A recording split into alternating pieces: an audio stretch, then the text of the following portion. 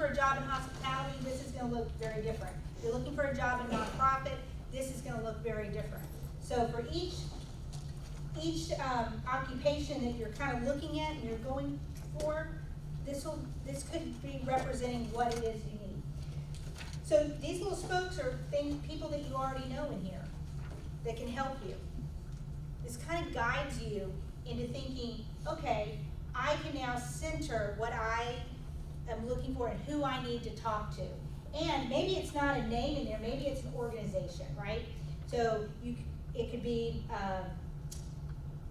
Latino Memphis. And you can say, oh, I know Shali. And you can sit down and talk to me, and then maybe I might have some ideas for you. So that's what you would put in these spokes, okay? So it's just a tool to use. All right? Developing your list. Everybody get out a sheet of paper or turn this one over. That'd be fine. This is my favorite thing in the world. 20 plus 5 equals 25. We all can do that math, right? So on this list, number 1 to 25.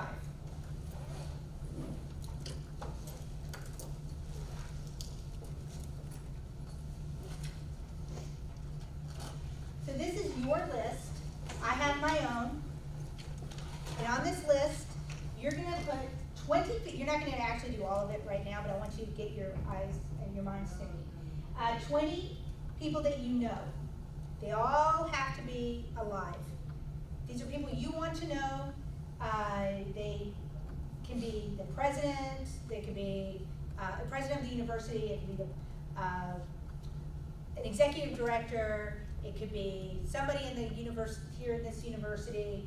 It could be anybody. 20 people you want to know, but they all have to be alive. 5 people that are famous, living. The reason why I say this is because we are all one handshake away from meeting the people we want to know. It doesn't matter who's on this list, you are one handshake away from meeting them. How do I know this? I will give you an example. So, I was giving this similar talk to a group of people in Chicago. And person on my list is Oprah. I mean, I know what woman does not have Oprah on their list. But I really want to meet her. And in that group, when I talked about this, I mentioned that I wanted to meet Oprah. This woman raised her hand and said, well, that's really interesting because my husband works for Oprah. My mouth fell open. That was one handshake away, right? Typically. One handshake away. Is that not the coolest? So that is you. 25 people you want to know, and 5 can be famous. And when you're in hospitality and you're working, especially at a hotel and in Memphis, Tennessee, how many famous people come through? A lot of people. Yes, a lot of famous people. You're one handshake away from meeting these people. So be excited about that. Do I see excitement? I do not see it. Tim, I do not see excitement. Duly noted. Okay. Okay. So forming your own group. I'm going to just briefly talk about this. So how do you form your own group? So when we talked about right here the people that are in these different spokes, you can put a group together. And I'm going to give you an example of this. I just started this new role in HR. And HR people are scary. They're scary. They're taught to say no to everything.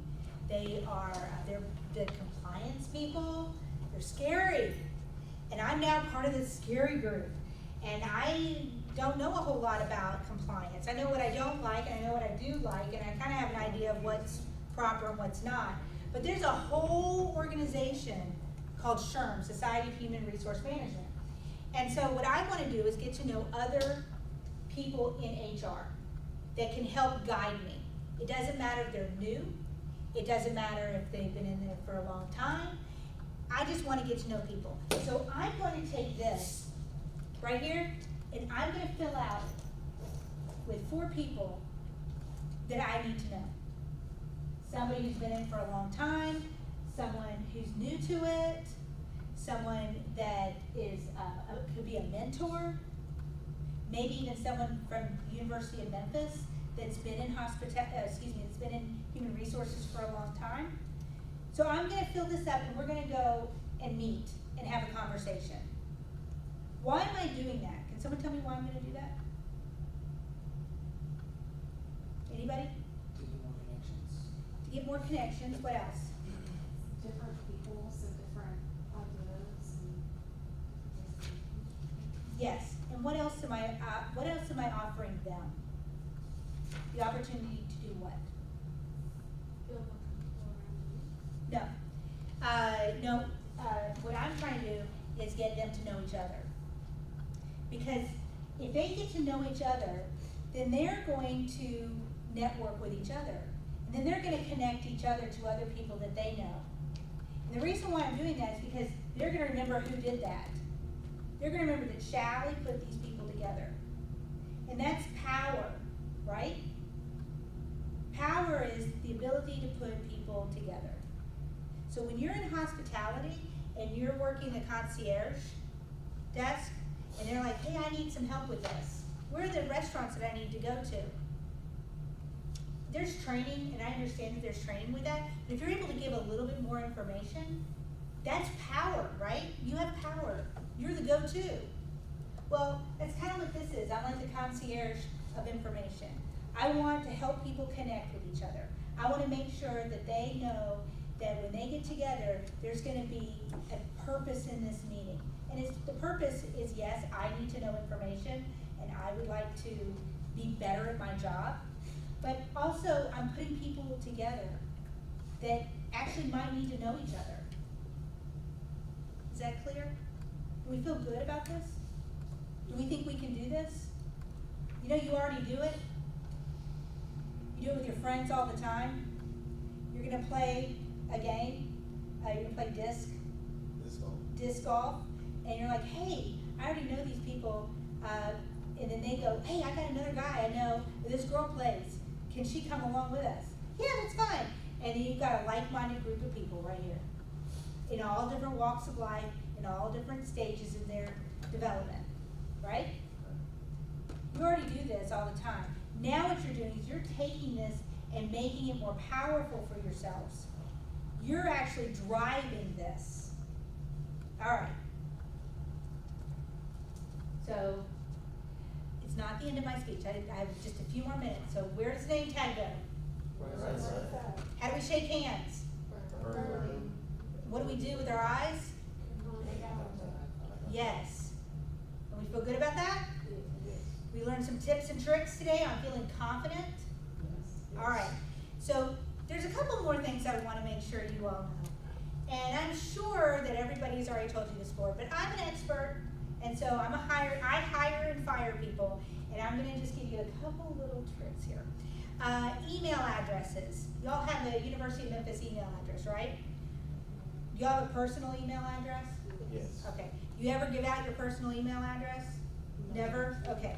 Well, let's say you did, okay, that you've graduated and you no longer have the University of Memphis email address.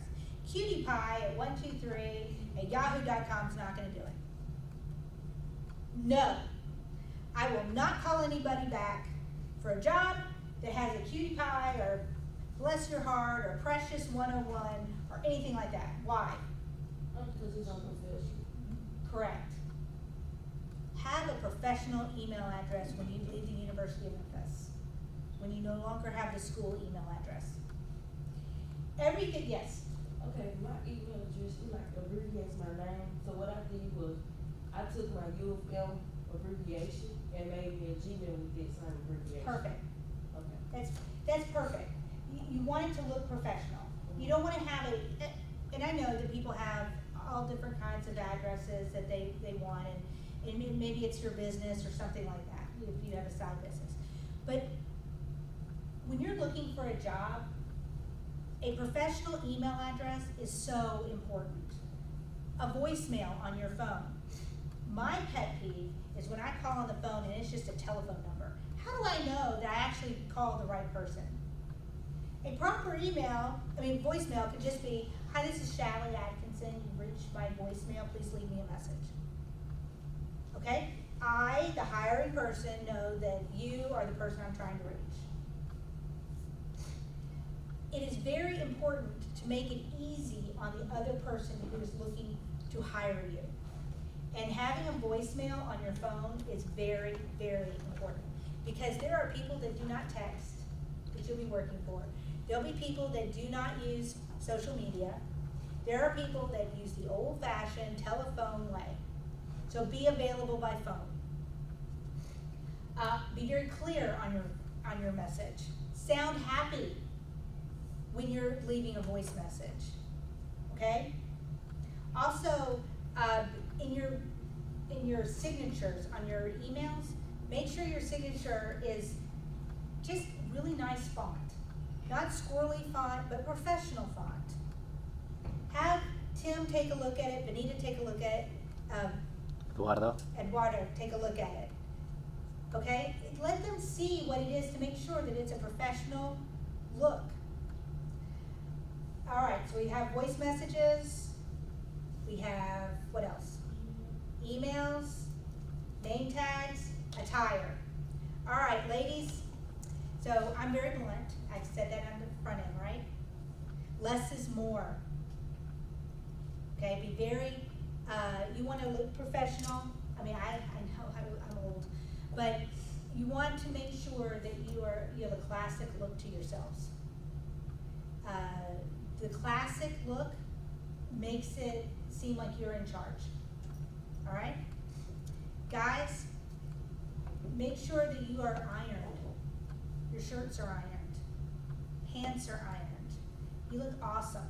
Thank you. You stand out, and we're gonna talk about that real briefly too. You want to make sure that your best foot